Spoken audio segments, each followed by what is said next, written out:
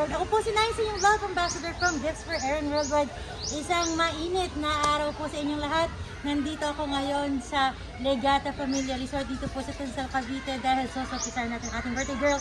Ikaw, itong susurprisahin ko, Kim Ashley Beso, dahil ang iyong papa na si Sir Ramil Beso na isa pong kababayan nating OFW na nasa Taiwan ay gusto kang batiin ng happy birthday! Kaya naman, syempre may pa-birthday sorpresa ang inyong papa para sa iyong espesyal na araw. Ano ba yung mga dala kong food para sa ating birthday girl? Eto na nga, syempre bago yung food, unahin muna natin tong NA4 tarpaulin para sa iyo, Kim Ashley, ng iyong papa. Bukod sa tarpaulin, syempre may dala tayong red ribbon cakes, Dunkin Donuts, may mensahe ng pagmamahal dyan sa iyong greeting card. Meron tayong dalawang buckets ng Chicken Joy. At meron tayong mga food packages or food trays dyan.